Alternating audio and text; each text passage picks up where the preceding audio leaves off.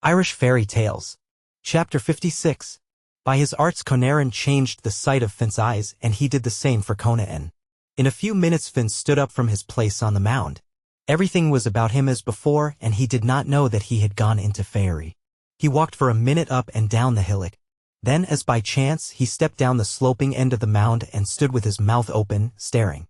He cried out, "Come down here, Conan, my darling." Conan stepped down to him. "Am I dreaming?" Finn demanded, and he stretched out his finger before him. "If you were dreaming," said Kong, "I'm dreaming too." "They weren't here a minute ago," he stammered.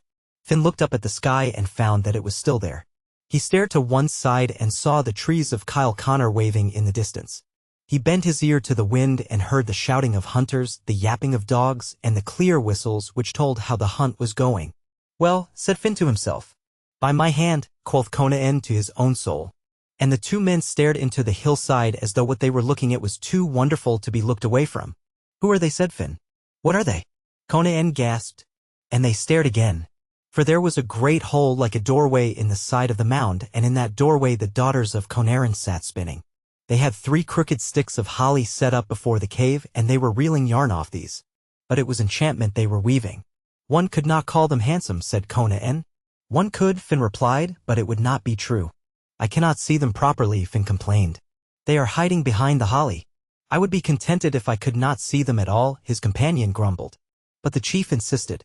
"I want to make sure that it is whiskers they are wearing." "Let them wear whiskers or not wear them," Conan counseled. "But let us have nothing to do with them." "One must not be frightened of anything," Finn stated. "I am not frightened," Conan explained. "I only want to keep my good opinion of women, and if the 3 yonder are women, then I feel sure I shall begin to dislike females from this minute out." "Come on, my love," said Finn, "for I must find out if these whiskers are true."